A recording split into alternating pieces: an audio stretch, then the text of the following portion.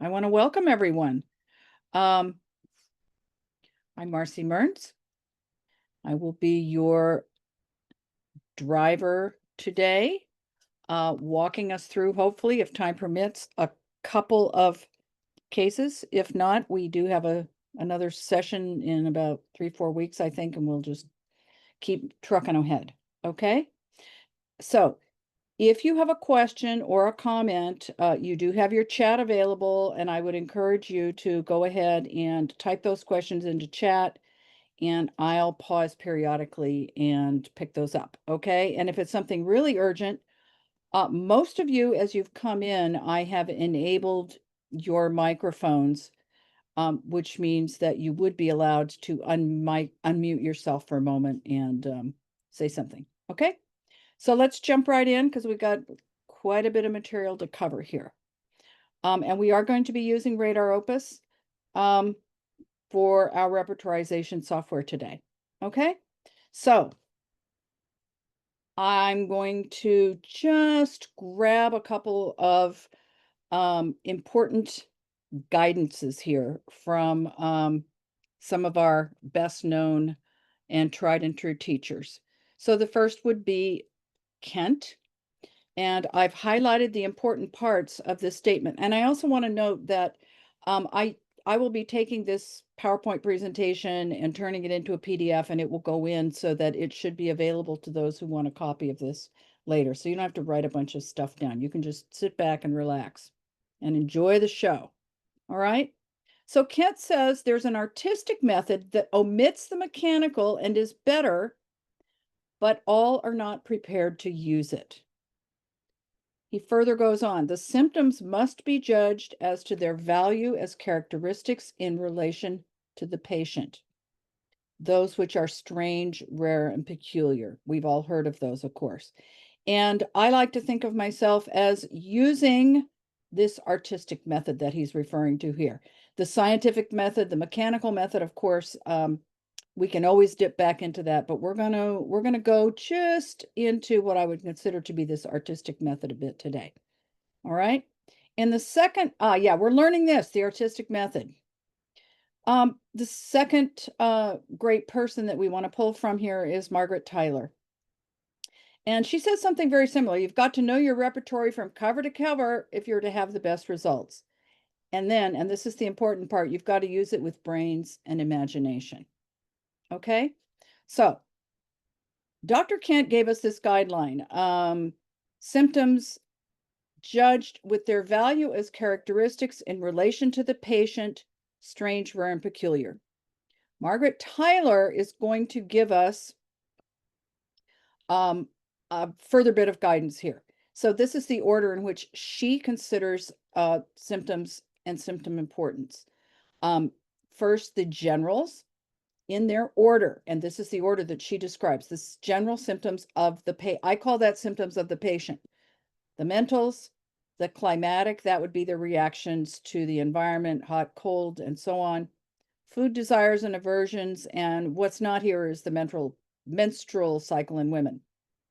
All of which must be markedly present to be of any value, and especially as we work with acutes here, we want to make sure that we are getting things that are markedly present.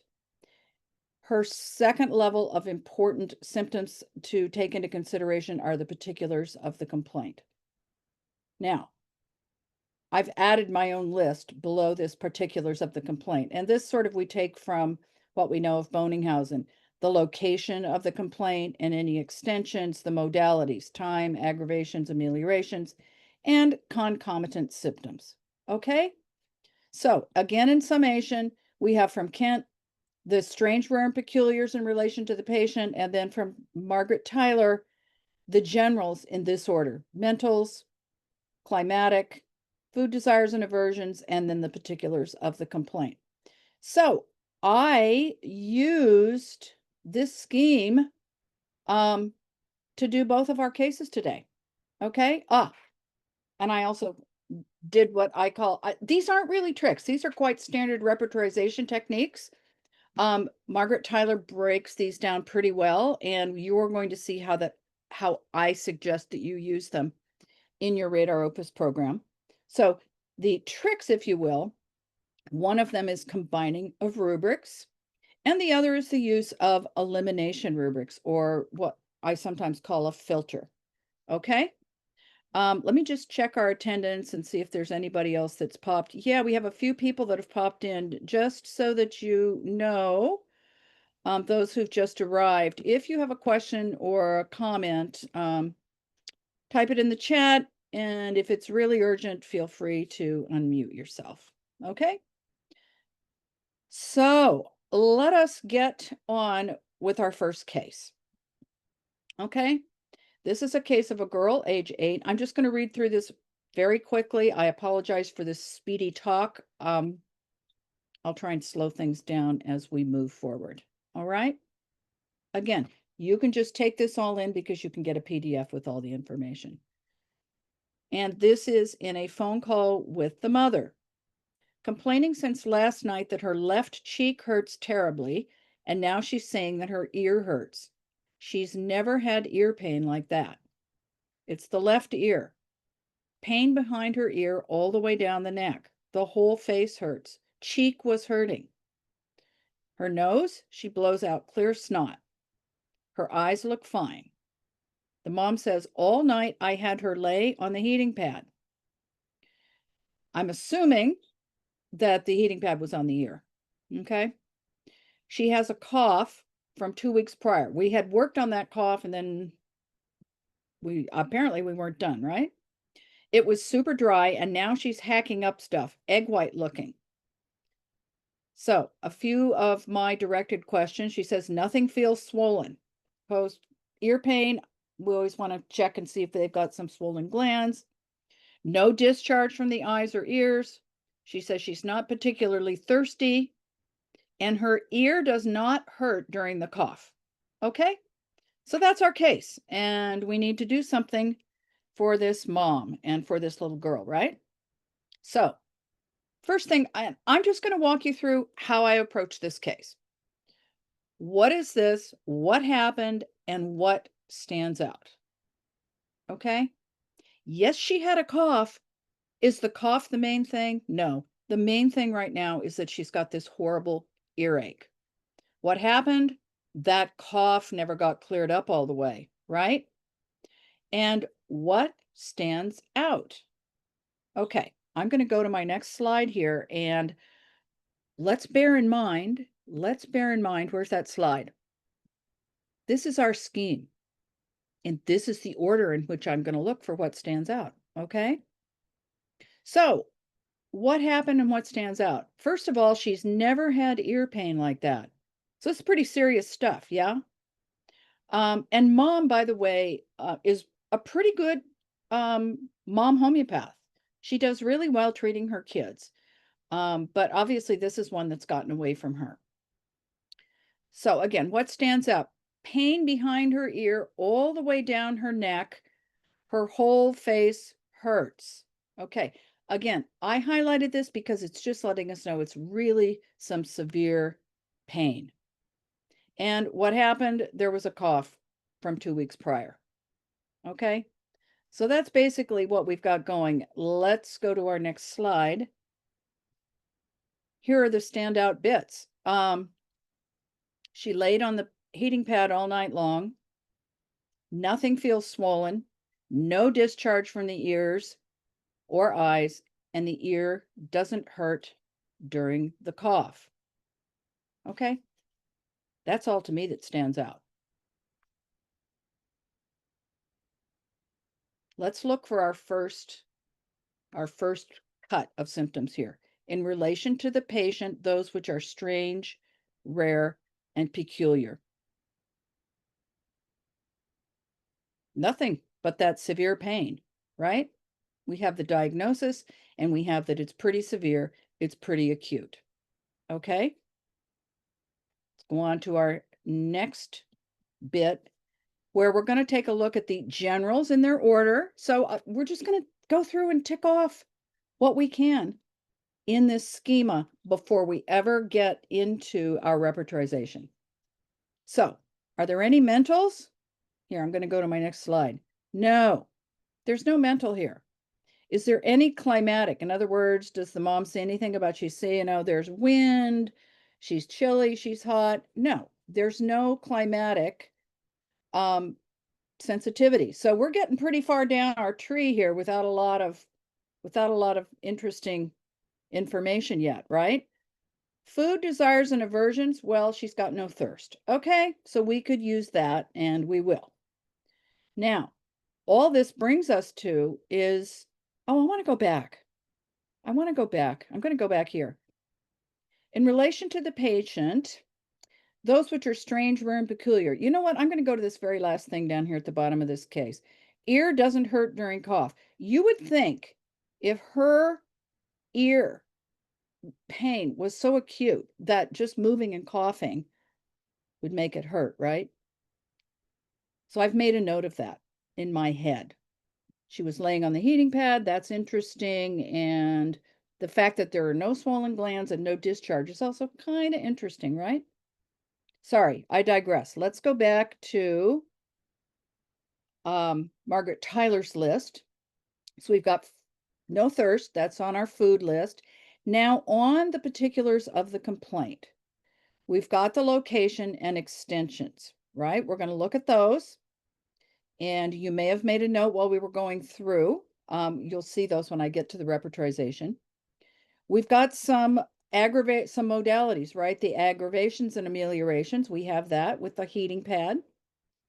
And do we have some concomitants? Well, golly, for some reason I highlighted that. So let's see what I did, shall we? Yeah, let's go ahead. And this is my symbol note to self. Time to go into our Radar Opus software. Okay. Let me stop my share for 2 seconds because I don't want to go in. Oh, Marci. Yeah, see, I did that wrong. Okay, let's get back to you now. There, I want to reset that. Okay.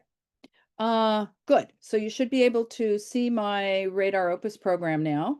And I am a big fan of using lots of clipboards. You see over here, I have all 12 of these enabled. Depending on which version of the software you have, you may or may not have 12 available. If you're not sure, let me just show you here, pro tip. You see how I'm waving my mouse around here in this blue area to the left? If I make a right click, I'm going to get a menu here that's going to offer me down at the bottom more clipboards or fewer clipboards. So if you've only got 3 clipboards showing or 5 or what have you, if you have the engine, this is a function of the engine of Radar Opus. If you have the one that will allow you to add more clipboards, feel free to do that. And once you've added them, they will stay there for you. Engine upgrades are on sale, by the way. Okay. This I could not live without. So here we are. Clipboard number 1. What happened? What is the problem? She's got ear inflammation, the media. So this is where basically we find otitis media. Okay. Here's my first symptom. It's undeniable. Okay. Now, further to that, I also took this rubric right here, ear inflammation media acute. Let's go back. Actually, let's go back up to the top of there, ear inflammation media, and you see that it has a subrubric. It has in children, but that's kind of small. And Mom actually, she didn't say she'd tried any remedies, but, obviously we think of these kinds of remedies like chamomilla, belladonna, and so on when kids have an acute earache. Here's the acute. So the acute inflammation, 13 remedies. I thought that was worth throwing onto my first clipboard. Okay. That's what's happened. I would like, in a perfect world, my first remedy to be in here, right? Let's see what we have on the second clipboard. And I've gone ahead and worked this thing up already so we don't have to spend our time digging around in the repertory itself. Oh, good job. Stomach thirstless during fever. Now, I got some commentary on some of these. Let's go back to our presentation here for just a moment. Where does that fit in our schema? It fits right here, food, desires, and aversions. You see that it's fairly high on the schema? She's not thirsty. Now, why did I choose thirstless during fever? Because guess what? Stomach thirstless with, let's go look here. Stomach thirstless fever during. I could also have used heat during, but she doesn't say that that it's hot or there's heat. Um, it's true. The mom also does not report fever. But if I, for a moment, and I'm just going to use the function F3 key on my keyboard, watch what happens. See the little hand? When I do that, it's going to bring up the navigation window here, right where we were pointing, stomach thirstless fever during, and I'll just backspace. Stomach thirstless. What other choices do I have? I have coryza during. That might be interesting, but there are only 3 remedies. I have fever during. I have during the pain. I don't have cough. I believe I could find cough, thirstless with cough. And you know what? There are like 3 or 4 remedies. It's a very small rubric.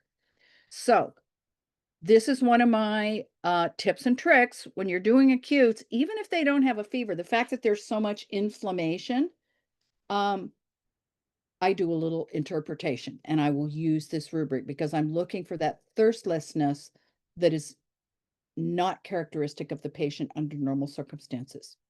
So let's look at our clipboard 1, and I'm going to press and hold the command key so I can look at these 2 together. And I want to tell you I'm lazy. So what I'm actually going to do here, there are a couple things. This first rubric, ear inflammation media, that's the otitis media rubric. It's got 88 remedies in it. You'll notice that there's a 0. Do you see that? That means no underlines. If I put a 1 here, I'm just going to type a 1. That actually changes things quite a bit, doesn't it, in my analysis? Why is that? Because we've got 11 remedies here that appear in all 3 of my rubrics. I'm using the sum of symptoms sorted by degrees analysis here. That analysis, of course, I can find up here under the chess player, sum of symptoms sorted degrees. That means this first, or this middle number, I should say, that's how many symptoms are covered, sum of symptoms.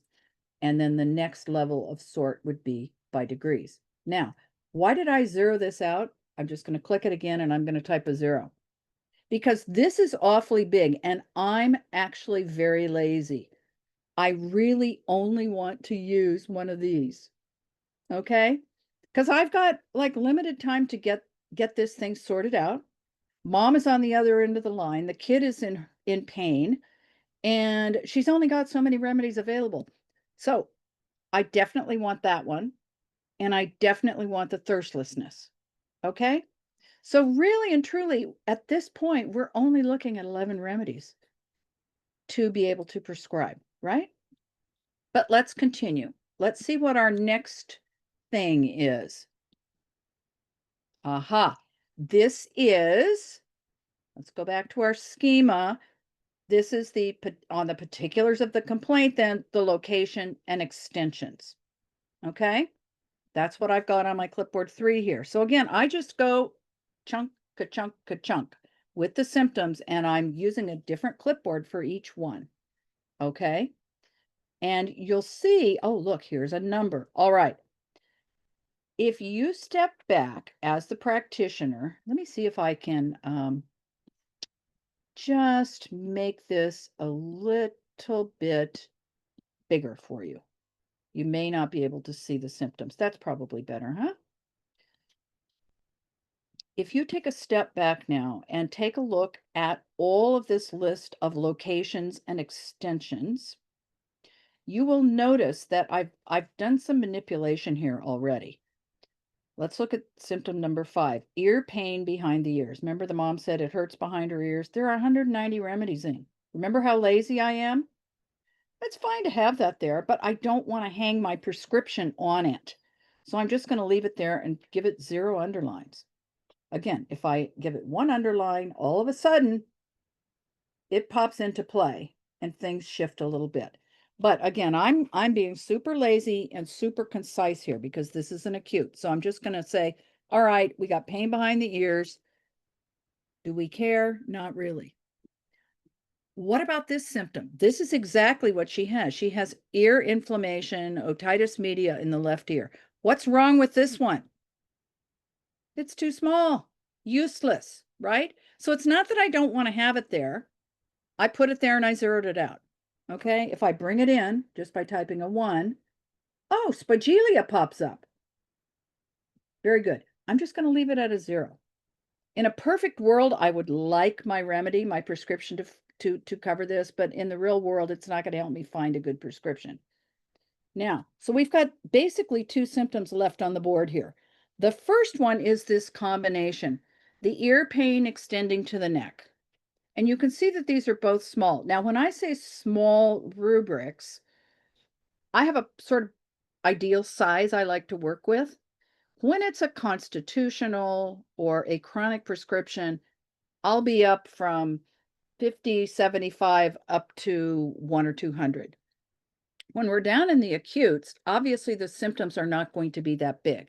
So anywhere from 15 up to 40 is going to be a nice size of dependable rubric, right? For our purposes here. So what I did with this is I took the ear pain extending to the side of the neck. Again, it's a great symptom, but it's not going to get us where we want to go.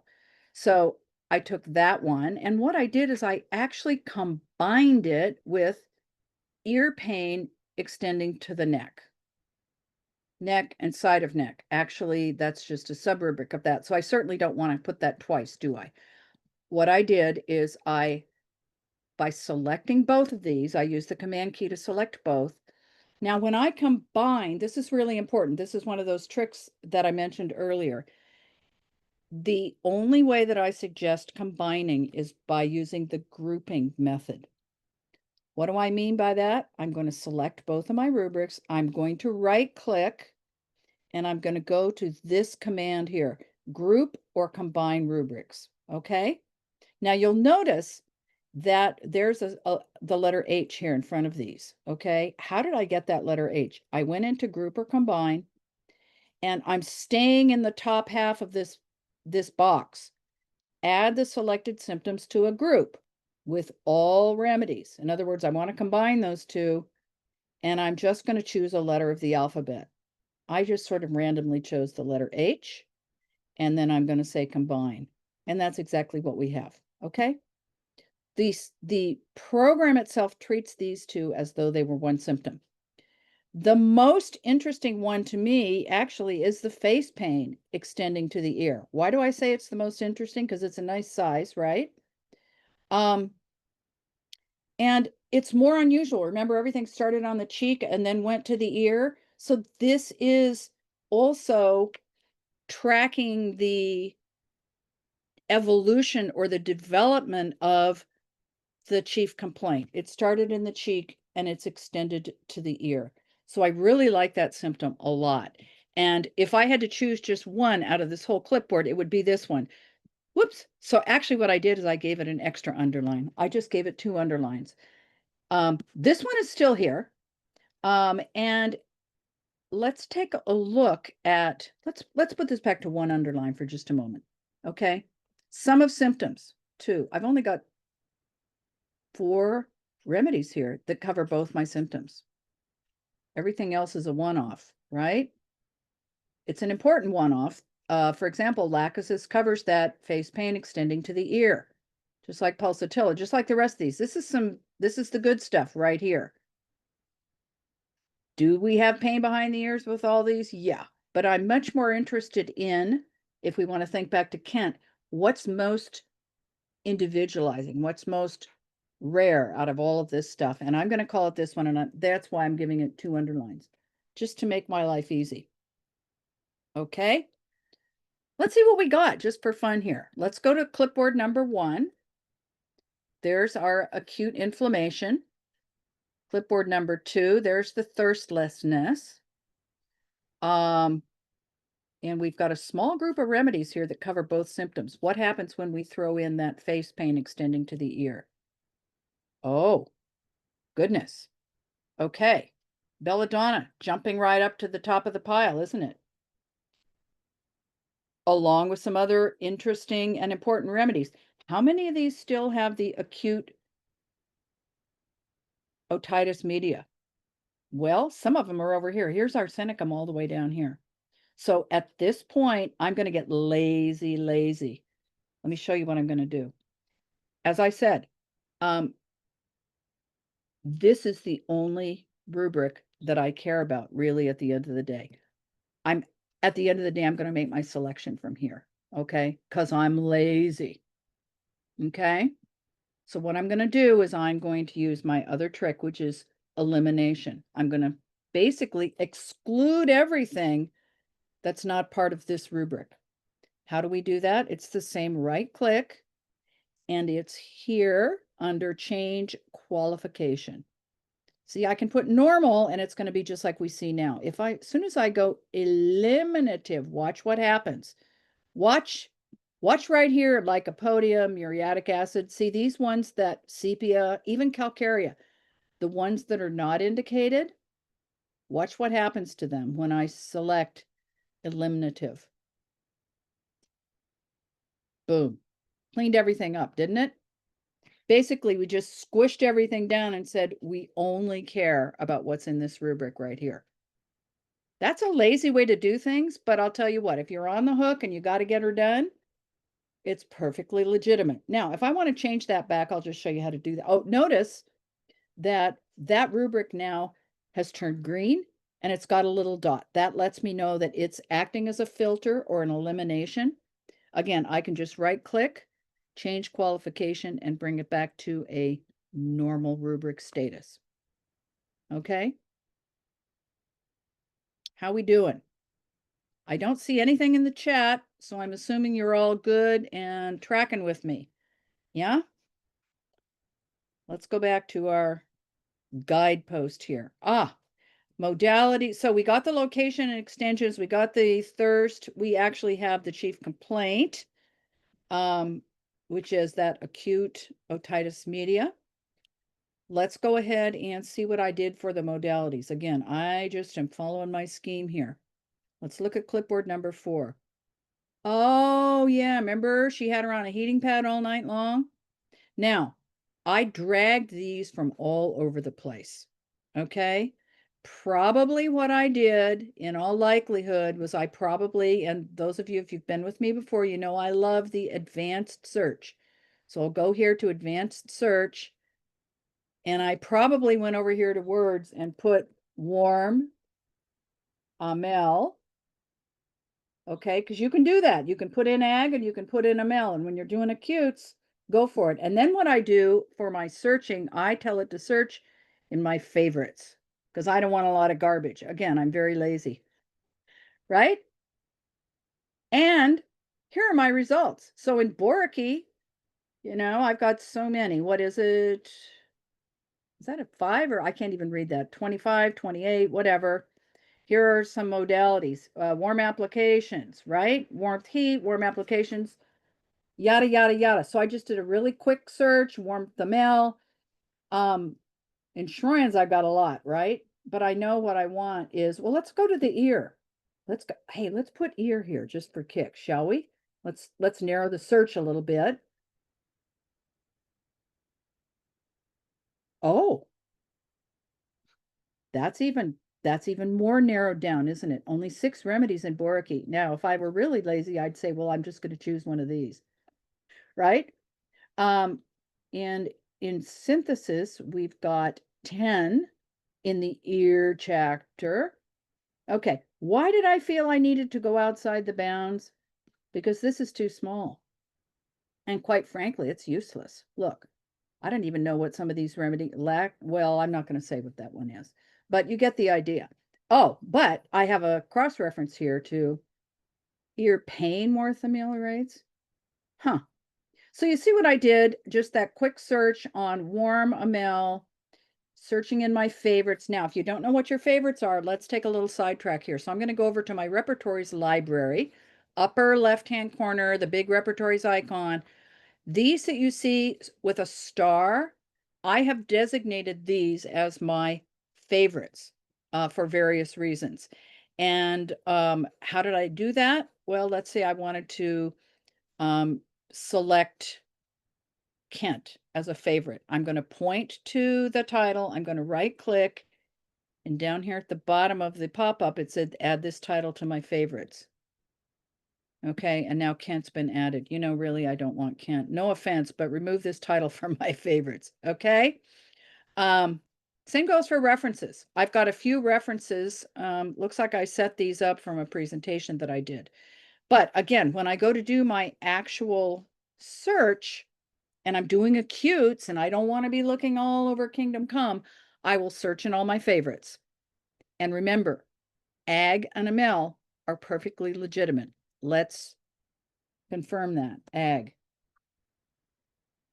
Yeah, see, ag is going to come up if you search it. You don't have to put the period or anything. If you put the period, you're going to be screwed.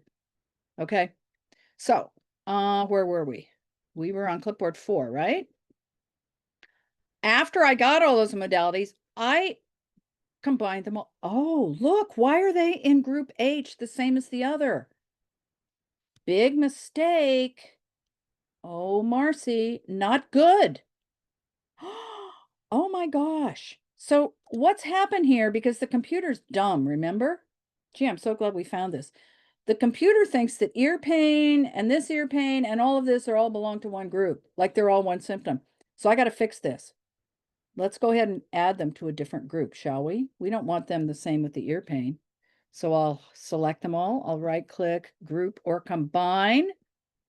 Let's put them in what we assume to be an unused group, group E. Oh, that kind of shifted things, didn't it?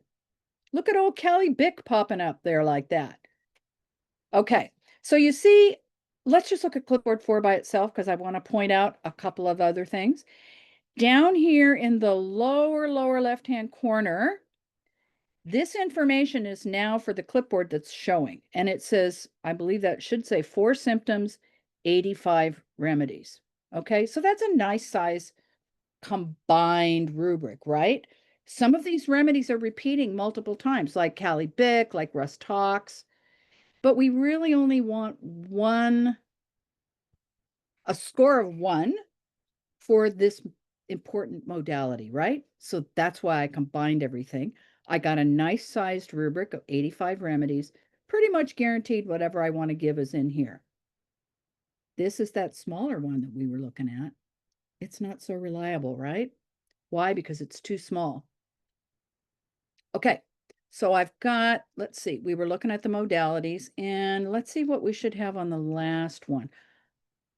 Oh, time, ag, and ML. This is interesting, concomitants. I have no idea what I was thinking there. Let's go have a look. Oh, okay. So this is what I thought was really almost like what I would consider to be a strange, rare, and peculiar in this case. Most of the time when somebody has an earache, it hurts if you move your head, if you cough, if you do anything, right? It would be this: ear pain, motion aggravates. What did mom say? That's not happening.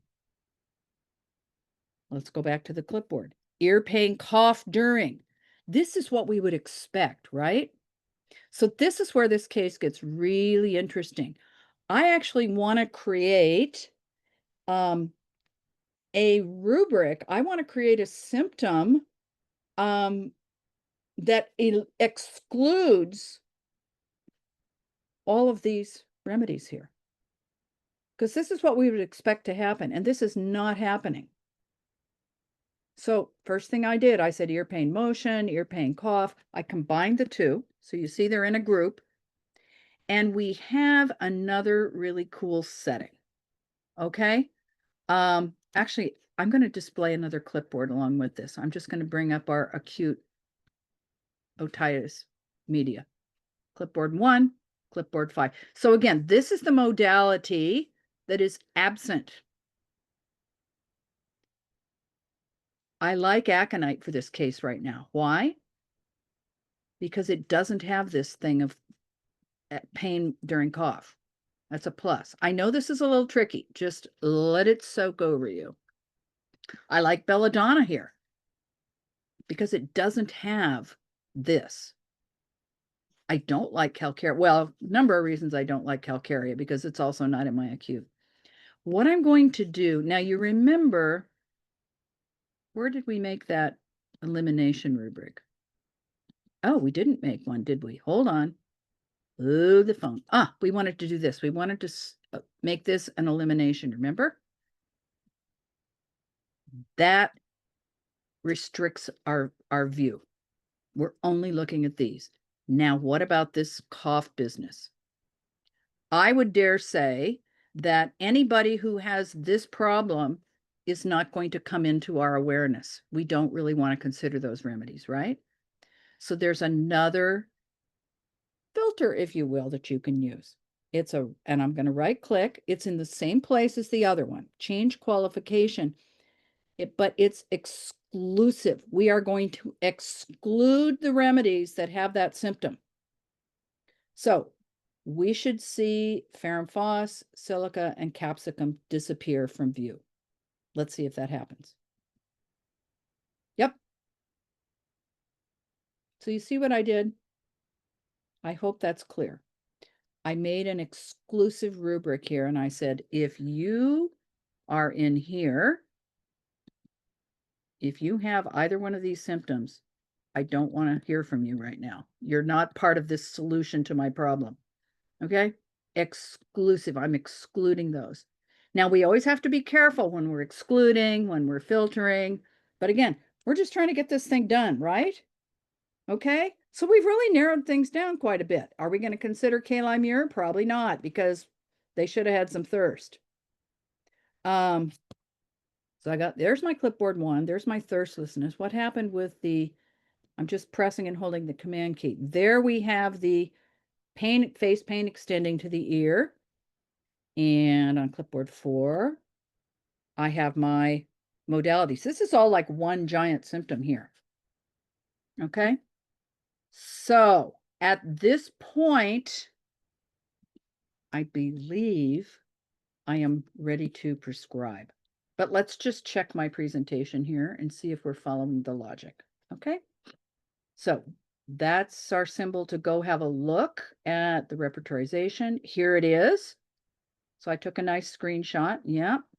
And what I've done for you here is I have called out on each clipboard the shenanigans that I've gotten up to here. Use fever during inflammation if no other rubric is available and they're strongly thirstless. Okay, so again, in the handout, you will get a PDF, all the stuff on the PDF, and you can review these. So the main modality, I grouped several rubrics, as we saw, the warmth or heat ameliorates. And then this last thing. This is our exclusion rubric, the modality we expect, pain on coughing, but it's not there. Okay, so there's the prescription. Hepar sulf 200C. This is around noon. Now, let's look at this thing again. Why did I not choose belladonna? Why did I not choose pulsatilla? Why did I go with the hepar? Well, it had everything to do with that heating pad. And, hindsight is 2020. We don't, I'll tell you something, because as I said, I've worked with this mom for a long time, and she knows her kids really well. If she thought the kid needed belladonna, she probably would have given it to her. If she thought she needed pulsatilla, again, she'd have recognized the mental emotional picture of the pulsatilla. She would have reported on it, and we probably would not even be here. But she called me because the excruciating pain and the heating pad. So at the end of the day, that's kind of what I went with. And I just want to point something out. Let's get into the repertory again here under the inflammation of the media acute. If you'll notice, and I didn't see this till afterwards, there is a sub-rubric down here. Ear inflammation media painful. One remedy, hepar sulf. So, I'm within my rights to give hepar there. 200C, which we did. And let us see how we did. Okay. Oh, someone's chatted something, so I'm going to check that first. Oh, my daughter just had Hepar for swimmer's ear a week ago. It worked nicely. It's a main remedy with ear problems, especially when they're super painful. That's kind of a keynote. Remember, Hepar, like a splinter, is the splinter you can't even touch. It's so painful. It's beyond silica, right? So good. All right. So I gave the Hepar self. Let's see what happened. Okay. Remember that was at noon. 4 p.m. After taking the 2 doses, I guess been very vigorously prescribing, she threw up. Now you're thinking, oh my gosh, now what? Oh dear, I messed up the case, right? Because the kid threw up. So this is where you just take a deep breath and say, okay, let's just let it ride. So I said, wait, and I'll talk to you later. 7:30, pain in ears is much less. Now she hasn't had anything since, afternoon. So I ask a few other things. I don't know why I didn't have the tongue there earlier. Usually I always ask about the tongue. Coated white toward the back and pink around the edges. Okay. She's coughing up stuff. Okay, we knew that. No more pain down her neck, but pulling on either earlobe hurts really bad. Okay. Does that mean it went over to the other side? What is going on? Pain in ears is much less, but pulling on the earlobe hurts. Okay. Swollen lymph gland now came up on the left side. She didn't have that before. Remember, jaw area is hurting when she opens to stick out her tongue. So the thing has localized itself in a way. And remember, she had an extending of the pain down the neck. And now the swollen lymph gland is there. There's pain on that left side. Things are moving, in other words. And here's the best part, a little warm on her forehead. Okay, so her immune system is kicking in now, not like a raging fever. Okay. And we have some new symptoms. Inner canthus is red, mostly on the left side. Well, remember, eyes were clear before, there was none of that. And then, of course, we want to know, well, how's her energy? How's her mood? She was outside all day playing. So, are you worried about this kid? Not really. She was outside all day playing. So, she's got the earache. Mom gives the Hepar. She throws up a couple times and she keeps on being outside playing. Her fever's come up a little bit. The thing is starting to localize itself a little bit. So the question is, what's changed? Are we done? No, we're not done. Okay. She's pulling on either earlobe, hurts really bad, swollen lymph gland. That's where I underlined what's changed. Let me check your chat again. Yeah. Okay. So what are we going to do here? Now it's 7:30 and I'm thinking, oh boy, it's going to be bedtime pretty soon. The kid's already thrown up a couple of times. So what's the same?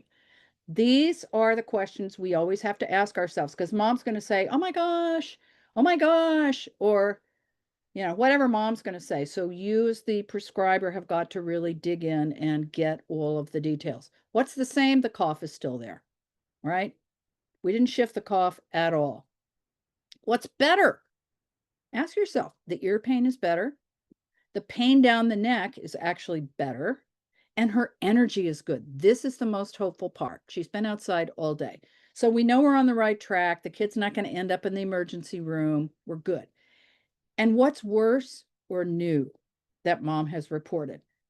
She's got a coating on her tongue. There's a swollen gland now. She's got a little fever, the redness in the eye, and the pain in the jaw. So do we repeat the remedy or do we have some new symptoms? Are we moving to a different remedy picture here? That is the question. And what I'm going to say is I decided to move on to a new remedy because I had a lot of stuff here. We got some action. She's moved a certain distance, but I don't think the Hepar is going to get it at this point, especially when I've got nice new symptoms to work with, including a fever. Okay. Hepar can be quite chilly, like feel chilly within. That's why they need that warmth. Now she's getting warm here. Okay. So let's go back. And I actually put these on new clipboards. So we're just going to go here. Let's see what I did. Oh, here's the tongue. Okay. Now, as I mentioned, I don't know why I didn't ask about the tongue before. I probably asked about it and there was nothing there, which is why um I didn't discuss it. So, my records are incomplete, but I almost always in acutes, especially if it's anywhere in the digestive tract or the upper whatever, respiratory tract, I'm going to want to know about the tongue. And what was it she said? It is white at the back. So I've got these symptoms, and you want to memorize them: mouth, discoloration, tongue, white. Okay, now that's a huge symptom. Mouth, discoloration, tongue, white. Look at that. 347 remedies. Okay, but it's got tons and tons of subrubrics. I just turned off my remedies display so we could see. It's got accompanied bys, it's got more accompanied bys. Long story short, tongue white, fever during. This is the one. Let's turn the remedies back on. Beautiful little rubric, isn't it? 29 remedies. We'd like to think we're here because now she definitely has a fever, doesn't she? Okay. But I also went for the location on the tongue, which is at the root or the back of the tongue. If you put back, it'll bring you to root. So I just took those two and I grouped them together. Once again, I don't want to overrepresent what's happening with the tongue, that it's white. So this is one symptom. Let's look down here in the corner. It says 2 symptoms, 48 remedies, right? You see that? That's a nice size rubric to represent this new thing that's come, which is a white tongue. See what else we got. So we got the white tongue. Oh, and then what I did is I kind of put everything on one clipboard. Heat in the forehead. Okay. Pain in the external ears. Remember they said when we're pulling on it, it hurts. And this, super important, eye discoloration red on the inner canthi. Now, how did I find that? If you don't know where to look on these, let's just try one more time. Let's go to our search, clear off whatever I did, and I'm going to go eye red. It's that simple. Don't try and overcompensate here. Don't put more than 2 words. And searching in all favorites, right? Let's just search in all favorites for red eyes. Oh my goodness, that's not helpful, is it? Shrine says 170 rubrics, doesn't it? But as soon as I start to look, I realize it's, eye discoloration red. Okay, so that's not so bad. And then I want the canthi. So maybe what I need to do is put canthi. Let's try that. Now, see, I told you don't use more than 2, and now I'm using more than 2. Sometimes if you start off too constricted, you don't get where you want to go. So it's better to start off big and then you can narrow things down. And look, voila, there we go. Now, eye discoloration red canthi. Let's go look. But I also have inner canthi, even more specific, right? I think this is the one that I chose to use. Let's look. Yeah, well, is that it? It says 20.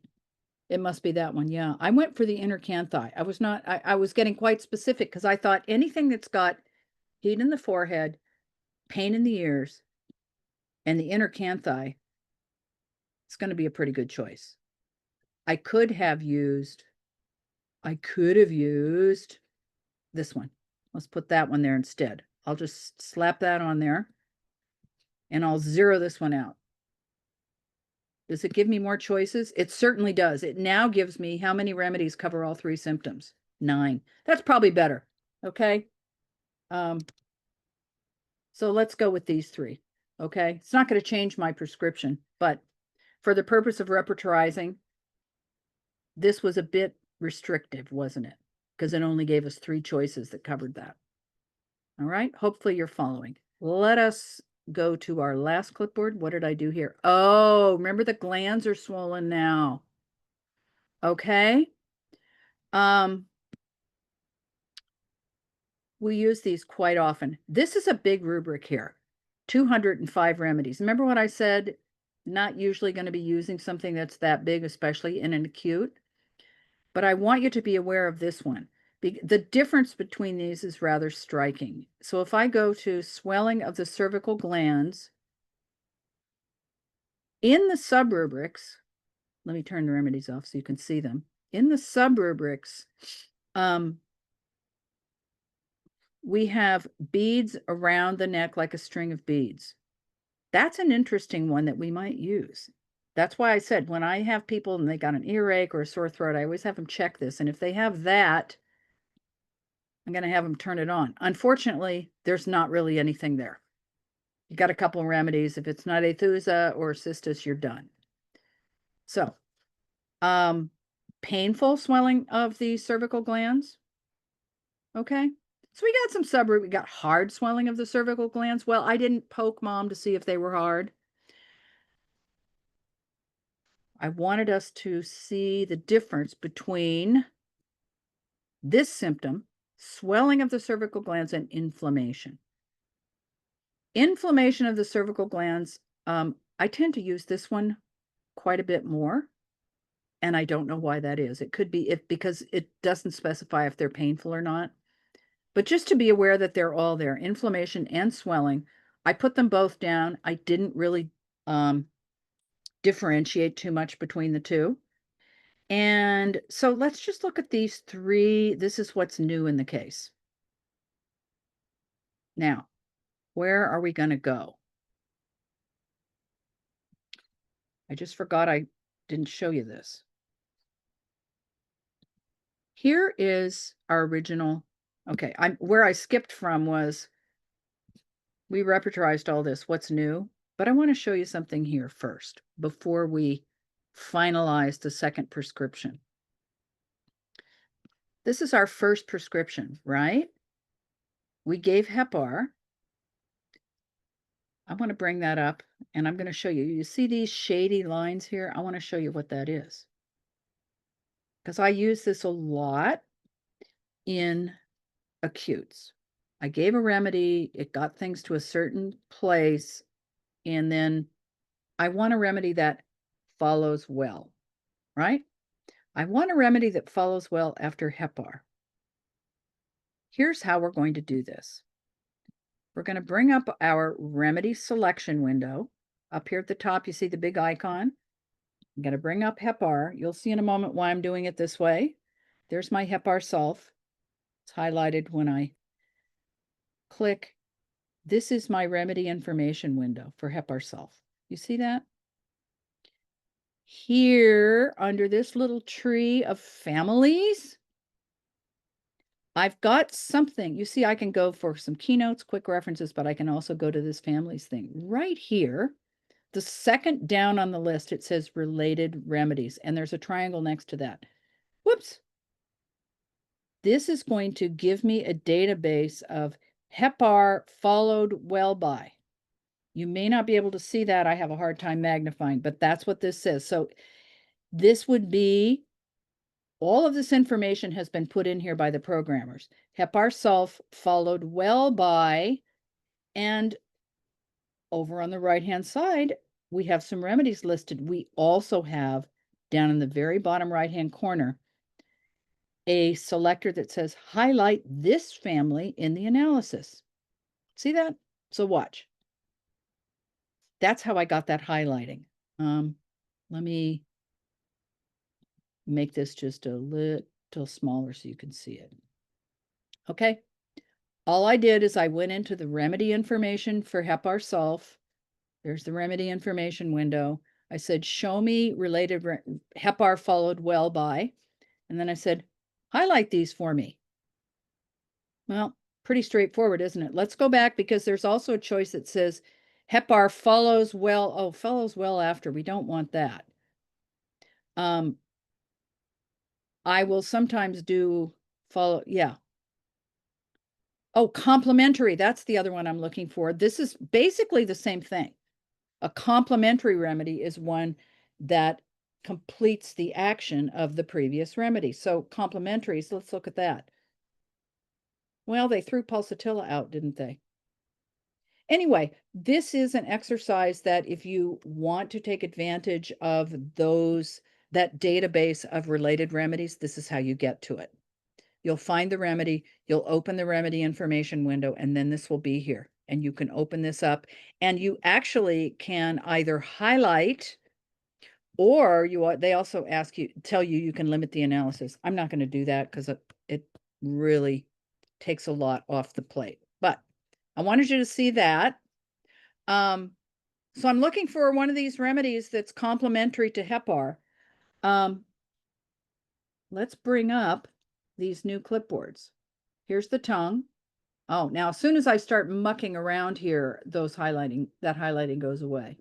But I'm going to bring up the old as well as the new. And I'm going to tell you what I did. I kind of going to go through these, and I'm going to ask myself, let's put that highlighting back on. Let's go to the Hepar sulf families. Let's say complementaries. Let's highlight them. Okay. In a perfect world, I'm going to want one of these ones that's highlighted. Well, I'll tell you what, belladonna, it's not. Why? She said, yeah, it's a little warm on the forehead. It's not belladonna. Pulsatilla doesn't belong. Arsenicum. I wonder if it's arsenicum. That's a possibility, right? Thirstless. She didn't have that face pain. Yeah, we know arsenicum has the white tongue. Let's scroll down here and see how arsenicum did in the new symptoms. Pretty well. In fact, I'm just going to keep the new symptoms up. Rest tox. That looks pretty good, right? For the new symptoms here. And mostly we really want to focus, I think, on well, look at the red inner canthi. I kind of want it to have the red eyes, don't I? And when I do that, and I look here, I've only got 2 remedies. I've got rest tox and I've got aconite. Because I used inner canthus, remember? I don't want to type because it's going to take the highlighting away. Anyway, long story short, who wants to guess what I gave then as the subsequent remedy here? Who wants to take a shot? Yeah, here's my explanation. Okay. We combine the rubrics. You have time. Oh, good. Someone's willing to go out on a limb. Aconite. Oh, great thought, Rena. Just hold on to that thought. Is there anyone else who would like to opine while we're here? We're going to take a look at, so that's what I did on clipboard 7. These are all your, professional tips on how I'm doing this. Oh, new symptoms. Red canthus is the most characteristic. So set it as a limit. Yeah, look, that's what I did. And then this is a new symptom also, the cervical gland, swelling in the cervical glands. Okay. Anybody else willing to step out on a limb? You've all seen it. You all know it's true. Aconite 200C. I gave aconite because of that inner canthus. Okay. And it fits. It fits. It follows well after Hepar. Yeah. Could I have given chamomilla? Maybe. Could I have given rest tox? Maybe. But I went with the aconite, and let us see what happened to our champion here. Okay. So this is 7:30 at night. Next evening. So I don't even hear back from Mom till the next evening. She says, I've heard her cough a couple of times today.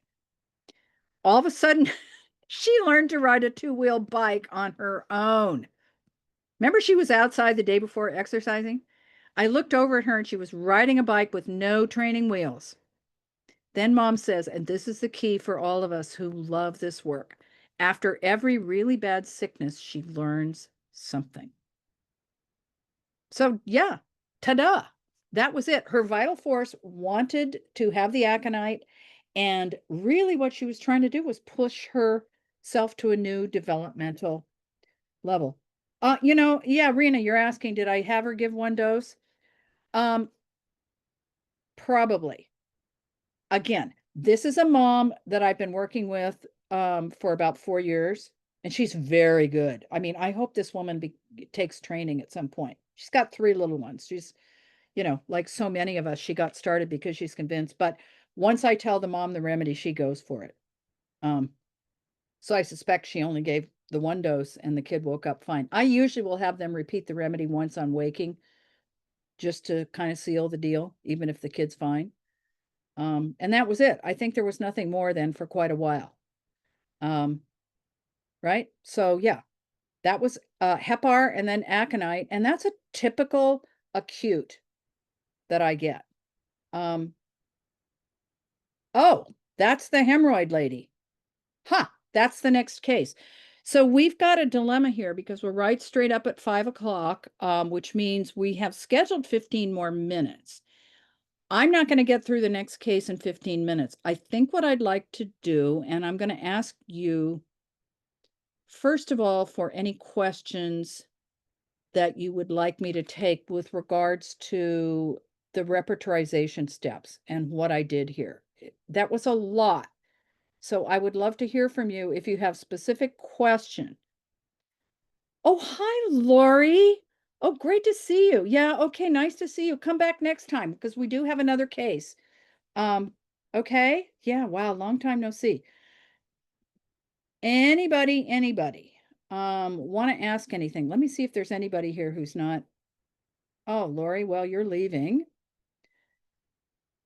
And okay, anybody want to unmute themselves and ask anything? Here's a chat. Okay, yeah, will do. All right. You guys are making this so like easy and making me feel like, well, I best get on with the next case.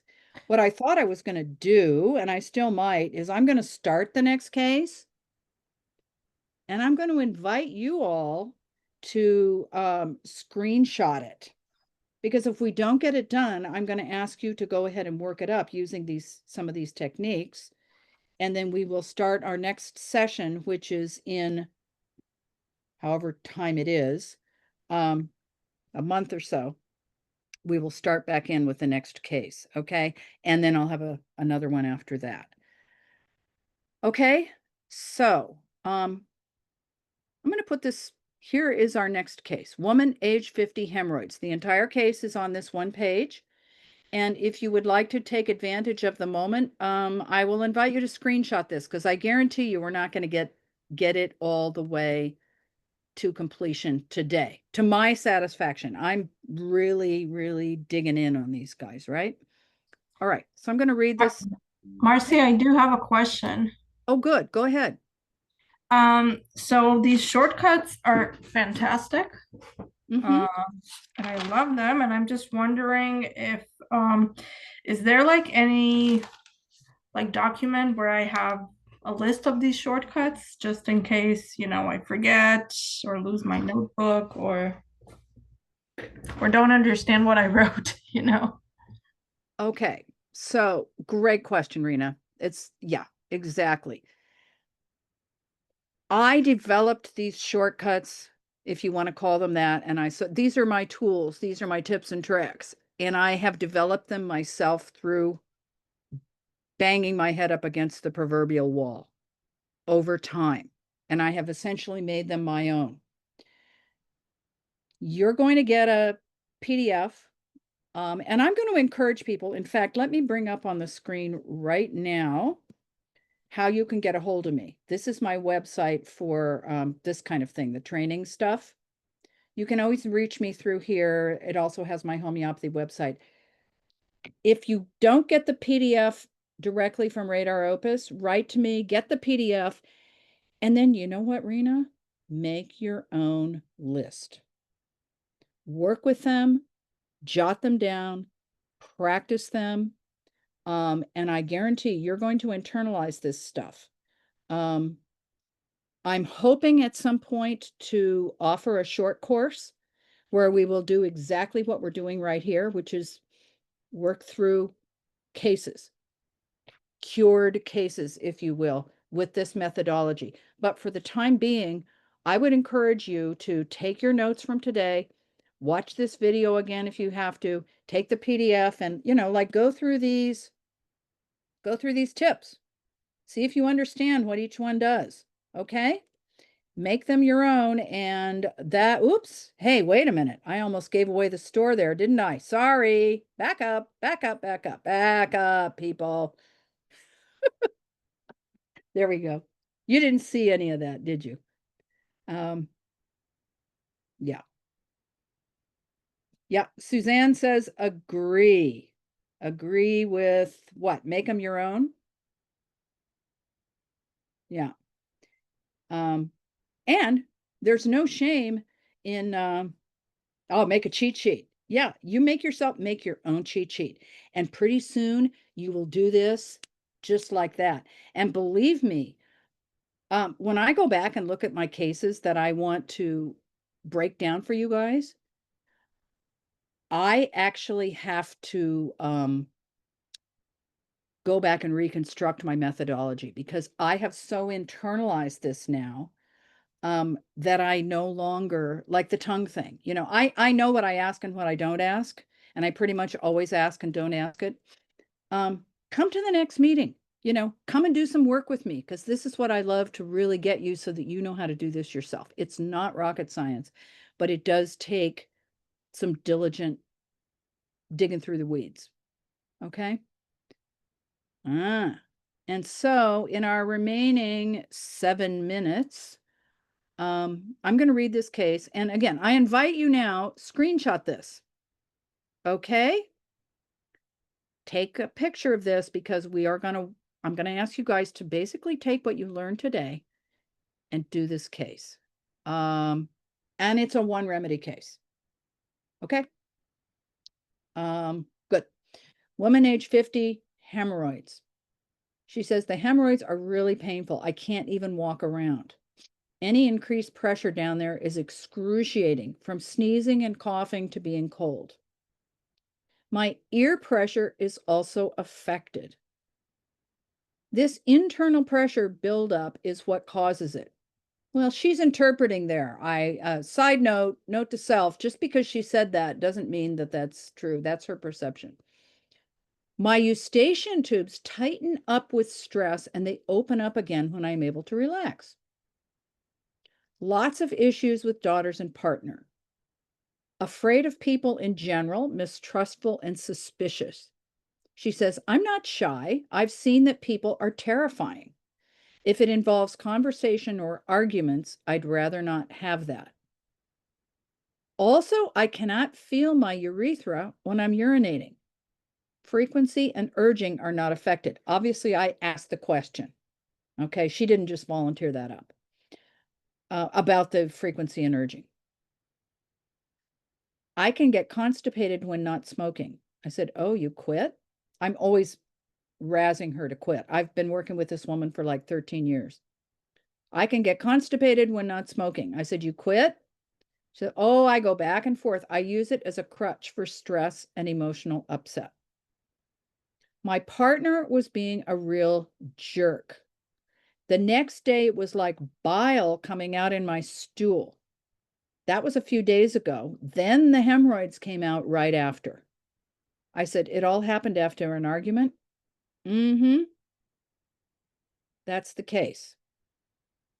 Now, I'll tell you, my memory is not functioning all that well because I forgot to show you something really cool on the previous case. So that is going to set the stage for our next event, which, by the way, is going to take place on Thursday, June 26th, same time, same station. So a month from now. Let's go back to our previous case for just a moment. Where is it? Oh, not the woman with the hemorrhoids, the girl and the aconite. I want to show you one other clipboard because this is another little trick for your bag of tricks that you may find useful. And you might even want to use this with the other patient, okay, with the hemorrhoid patient. Down here, I have on my clipboard 11, I have some symptoms. I just want to show you what I have. Oh, that's not the one. Oh, wow, Marci, you are really losing it. Never mind. The trick, actually, I did use in the next case. Now that we're here, I'll show you. Here's the stuff from the cough from that girl. Wow. I hope you'll all forgive me for being a little disorganized. I'm sure you can all relate. There's the cough and the new symptoms. You see how little, okay, I do want to point out, you see how useless the cough symptoms were to solving this case? Where's aconite? Where is aconite? It's not even anywhere. Oh, there it is. Aconite doesn't really come up all that well in the cough. It's not even with the albuminous discharge from the nose. And the hepar is nowhere to be seen in this cough stuff. Okay, so if I had to take the cough stuff by itself, where's the hepar? Well, I'll go up here. HEP, hepar, let's go look. Useless. That point, I'm glad we're here because I want to go back up here to the very beginning of our talk today. I want to go to these two highly skilled individuals from whom we can learn. Where do you see anything about the cough that would fit into this schematic? Is there anything so particularly outstanding? What did she say? All of which must be markedly present to be of any value. This cough stuff over here, yeah. Okay. They got discharge like egg white. I got a lot of albuminous discharges and I've got a loose cough. That did not get me anywhere. I may even have put that in. So let this be a part of the lesson for today. If I had just repertized all the snot, here, I'll put the loose cough, and then I'll take all the snot and discharge from the nose. I'll group that together. Let's group these together. Let's give it a letter. So I've only got two symptoms now. Oh, well, my aconite did come through, didn't it?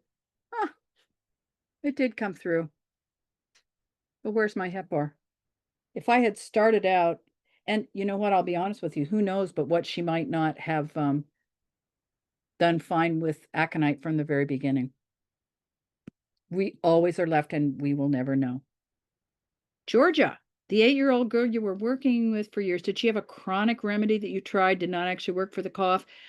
That's a great question. I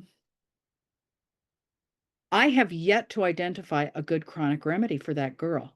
She has had a lot of calcarea. But this particular cough situation is it's a post-viral syndrome, if you get my drift. The entire family gets sick. Everybody gets that cough that just lingers and lingers. And this child actually has had some vaccines.